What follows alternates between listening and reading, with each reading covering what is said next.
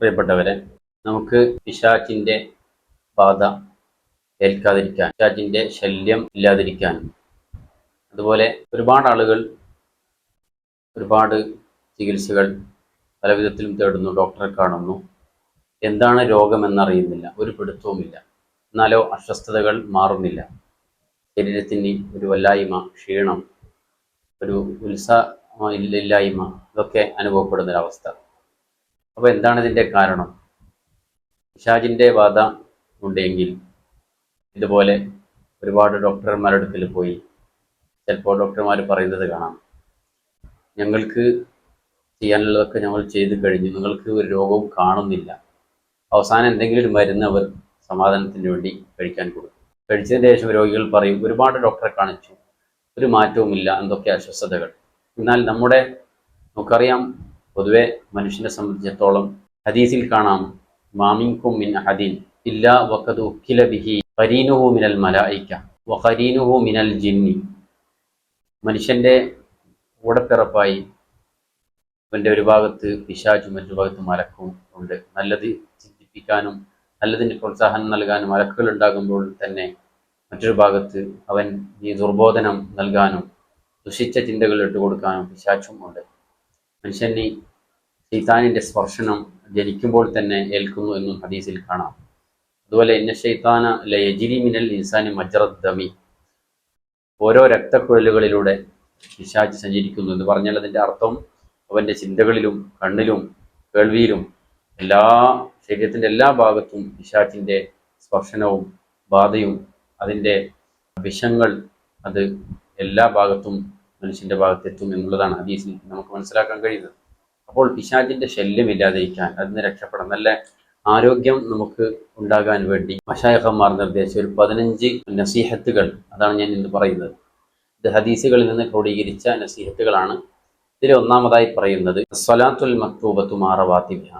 ഇത് വളരെ ശരിയാണ്, കാരണം ഇത് വലിയ ഒരു സത്യമാണ്. കാരണം ഒരുപാട് ആളുകൾ പല അസുഖങ്ങൾക്ക് വേണ്ടിയും പ്രയാസങ്ങൾക്ക് വേണ്ടി സയ്യിദന്മാരെയും അതുപോലെ ആത്മീയ ചികിത്സ നൽകുന്ന ആളുകൾക്ക് പോകും.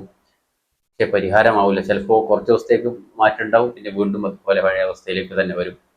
അതിൻ്റെ കാരണം നമ്മൾ ചികിത്സയിലേക്ക് പോയി ചികിത്സ തേടുന്നു, അവർ ഓതാൻ തന്നത് ചൊല്ലുന്നു, ദിക്ർ ചൊല്ലുന്നു, പക്ഷേ നിസ്കാരത്തിൻ്റെ കാര്യം നമ്മൾ ശ്രദ്ധിക്കുന്നില്ല.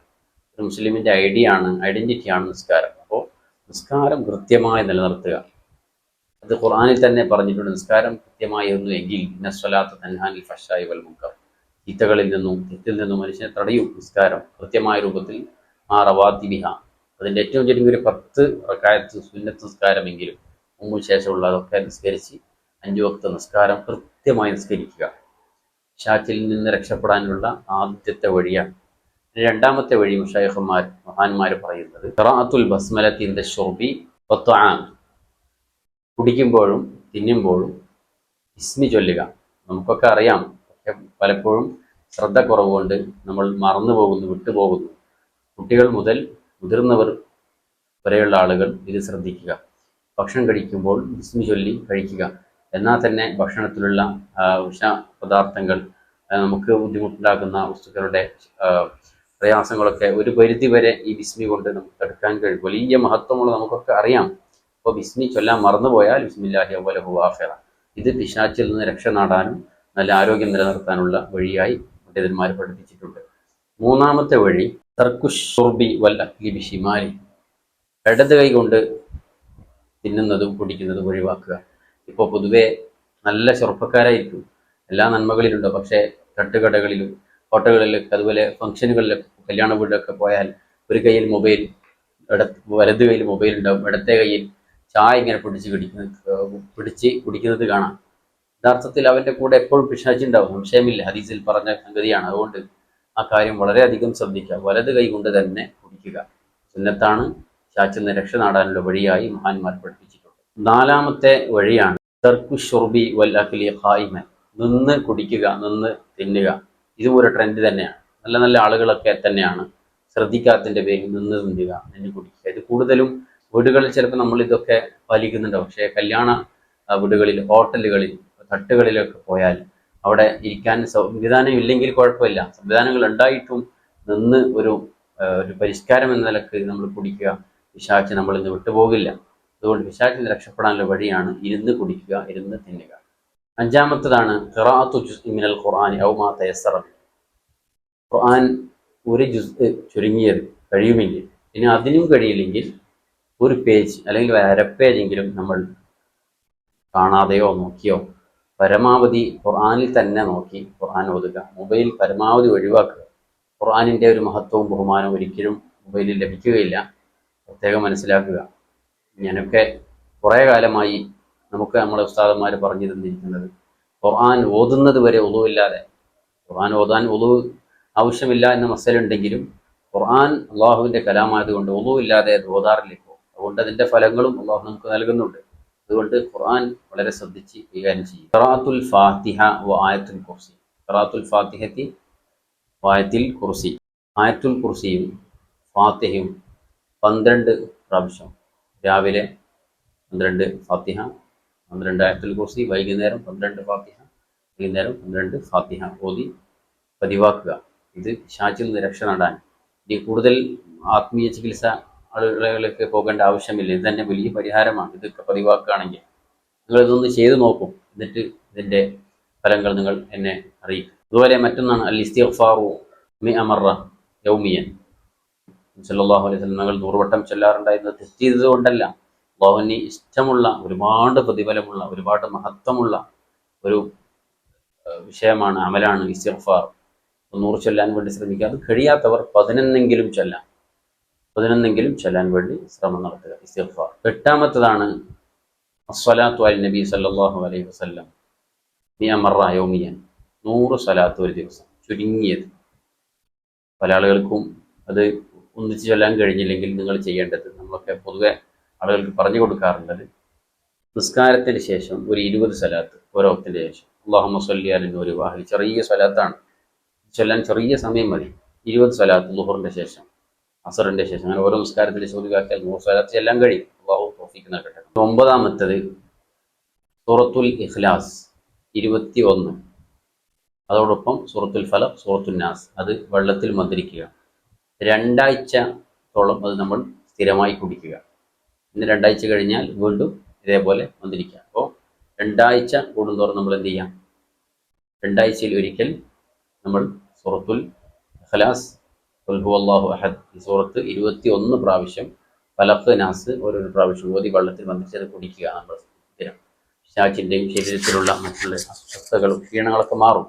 10ാമത്തതാണ് ശരീരം ആഴ്ചയിൽ ഒരിക്കൽ ശരീരത്തിൽ എണ്ണ തേച്ച് കുളിക്കുക എന്നുള്ളത്. ശരീരത്തിന് തേക്കാൻ പറ്റുന്ന എണ്ണകൾ ധാരാളമുണ്ട്. കെമിക്കൽ അടങ്ങിയ എണ്ണകളല്ല, സാധാരണ ഡോക്ടർമാരൊക്കെ പറയുന്ന ശരീരത്തിന് തേക്കാൻ പറ്റിയ, ആരോഗ്യം നിലനിർത്താൻ പറ്റിയ എണ്ണകൾ തേച്ച് കുളിക്കുക. ആഴ്ചയിൽ ഒരിക്കൽ അത് ചെയ്യുക. ഇത് വലിയ ആരോഗ്യം നിലനിർത്താൻ സഹായിക്കുന്ന ഒരു വിഷയമാണ്. 11ാമത്തതാണ് അക്കുലുൽ ഹൽവയാത്തി വൽ ഫവാക്കി ഖബ്ല ത്വആം. ഭക്ഷണം കഴിക്കുന്നതിന് മുമ്പ് ഫ്രൂട്ട്സുകളും മധുരവുമൊക്കെ ഇതിന് മുമ്പാണ് കഴിക്കേണ്ടത്. പൊതുവെ ഡോക്ടർമാരൊക്കെ പറയാറുണ്ട്, പഴങ്ങൾ ആദ്യം കഴിക്കുകയാണെങ്കിൽ അതൊക്കെ ദഹിച്ച് അതിൻ്റെ ആവശ്യമുള്ള സത്തുകളൊക്കെ ശരീരം വലിച്ചെടുക്കും. അതേസമയത്ത് മാംസവും മറ്റുള്ള ദഹിക്കാൻ പ്രയാസമുള്ള കഴിച്ചതിന് ശേഷമാണ് നമ്മൾ കഴിക്കുന്നതെങ്കിൽ അതവിടെ മേലെ നിൽക്കുകയും പലതരത്തിലുള്ള ഗ്യാസുകൾ ഉൽപ്പാദിപ്പിക്കുകയും അത് ദഹന പ്രശ്നം ഉണ്ടാക്കുകയും ചെയ്യുമെന്ന് പൊതുവെ ഡോക്ടർമാർ പറയും. നമ്മൾ അപ്പോൾ ആ കാര്യങ്ങൾ പൊതുവെ ശ്രദ്ധിക്കാറില്ല. നമ്മളെ വീട്ടിലൊക്കെ നമുക്കത് ചെയ്യാവുന്നതാണ്. ആദ്യം ഫ്രൂട്ട്സ് കഴിക്കുക, മധുരം ആദ്യം കഴിക്കുക, പിന്നീട് ഭക്ഷണം കഴിക്കുക. ഇത് ആരോഗ്യം നിലനിർത്താനും പിശാചിൻ്റെ ശല്യത്തിന് ഒഴിവാനും കഴിയും. 12ാമത്താണ് തർക്കു തദ്ഖീൻ വൽ ബഹാറാത്ത് വൽ മുനബ്ബിഹാത്ത്. പുകവലി പരമാവധി ഒഴിവാക്കുക. അവിടെ മുഴുവനായും ഒഴിവാക്കുക പുകവലി. അതുപോലെ മസാലകൾ, കൂടുതൽ എരിവുള്ളത്, കൂടുതൽ പുളിയുള്ളത്, അങ്ങനെയുള്ള വസ്തുക്കൾ കുറക്കുക. അതുപോലെ ചായ, അതുപോലെ കാപ്പി, ഇതുപോലെയുള്ള ഉണർവ് നൽകുന്ന വസ്തുക്കൾ, ഇപ്പോൾ നമ്മുടെ ആൽക്കഹോൾ അടങ്ങിയ, അതുപോലെ ഗ്യാസ് അടങ്ങിയിട്ടുള്ള കൊക്കക്കോള, അതുപോലെയുള്ള ഡ്രിങ്ക്സുകൾ പരമാവധി കുടിക്കുന്നത് ഒഴിവാക്കുക. ആരോഗ്യം നിലനിർത്താൻ കഴിയും. ഒക്കെ മഹാന്മാർ പറഞ്ഞിട്ടുള്ള നസീഹത്തുകളാണ്. 13ാമത്തേതാണ് അൽ മുദാവമത്തു അല ത്വഹാറ. എപ്പോഴും നല്ല വൃത്തിയിൽ നിൽക്കുക. ഇമാം ഷാഫി അള്ളാഹുവിനെ പറഞ്ഞിട്ടുണ്ട്, മൻ നദ്ഫ സൗബു ഖല്ലഹമു. വസ്ത്രം നല്ല വൃത്തിയുണ്ടെങ്കിൽ അവൻ്റെ ടെൻഷൻ കുറയും. അതുപോലെ നല്ല മണം, നല്ല പരിമളം, നല്ല സുഗന്ധം ഉപയോഗിക്കുന്ന ആളാണ്, നല്ല ബുദ്ധി വർദ്ധിക്കും. ഒക്കെ മഹാന്മാർ പഠിപ്പിച്ച വഴികളാണ്. അപ്പോൾ എപ്പോഴും ശുദ്ധി ഉണ്ടാവുക, ഉളവോടുകൂടെ പരമാവധി ഉളവോടുകൂടെ ഉളു നിലനിർത്താൻ വേണ്ടി ശ്രമിക്കുക.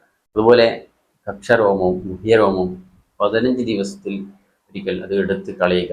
പിശാചുക്കളുടെ ശല്യവും ആരോഗ്യ പ്രശ്നങ്ങളും അതിനുണ്ട് എന്ന് നമുക്കറിയാം. അപ്പോൾ അതുകൊണ്ട് ശ്രദ്ധിക്കുക കാര്യങ്ങൾ. 14-ാമത്തതാണ് സ്വലാത്തുൽ ദുഹാ ഇസ്നതി അശറ റക്അ. കഴിയുമെങ്കിൽ 11, ഏറ്റവും ചുരുങ്ങിയത് നമുക്കൊക്കെ സൗകര്യമാകുന്ന രീതിയിൽ 2 റക്അത്ത് ദുഹാ നിസ്കാരം പതിവാക്കുക. അതുപോലെ അവസാനത്തതാണ് മഹാന്മാർ പറഞ്ഞിട്ടുള്ളത്, പിശാചിൻ്റെ ശല്യം നമുക്കില്ലാതിരിക്കാനും നല്ല ആരോഗ്യമുണ്ടാകാനും മനസ്സിന് കരുത്തും സന്തോഷവും ഉണ്ടാകാൻ വേണ്ടിയുള്ള 15-ാമത്തെ ഉപദേശമാണ് അസ്സൗമു യൗമൽ ഖമീസ് യൗമൽ ഇസ്നൈൻ വയ്യാമൽ ബീർ. തിങ്കളാഴ്ചയോ വ്യാഴാഴ്ചയോ അല്ലെങ്കിൽ വെളുത്ത അയ്യാമുൽ ബീർ നോമ്പ് നോൽക്കുക. വ്യാഴാഴ്ചയോ അല്ലെങ്കിൽ തിങ്കളാഴ്ചയോ നമുക്ക് നോമ്പ് നോൽക്കുക. ഇപ്പോൾ ചൂടുകാലമാണ്, ഇപ്പോൾ സാധിച്ചില്ലെങ്കിലും ഇനി മഴ കാലത്ത് നമുക്ക് അത്ര പ്രയാസമില്ല. ആ സമയത്ത് നമുക്ക് നോമ്പ് ഏറ്റവും ചുരുങ്ങിയത് ആഴ്ചയിൽ 1 നോമ്പെങ്കിലും, തിങ്കളാഴ്ചയോ അല്ലെങ്കിൽ വ്യാഴാഴ്ചയോ ആഴ്ചയിൽ 1 നോമ്പ് പിടിക്കാൻ വേണ്ടി ശ്രമിക്കുക. ഖളായി പോയ ആളുകളുണ്ടെങ്കിൽ അതോടൊപ്പം നമുക്ക് ഖളായ നിയത്തും കൂടി കരുതിയാൽ അതും കൂടി കിട്ടും. ഇതൊക്കെ മഹാന്മാർ പഠിപ്പിച്ച ഒരു വഴികളാണ്, നസീഹത്തുകളാണ്. ഇത് നമുക്ക് പാലിക്കാൻ അല്ലാഹു തൗഫീഖ് നൽകുമാറാകട്ടെ.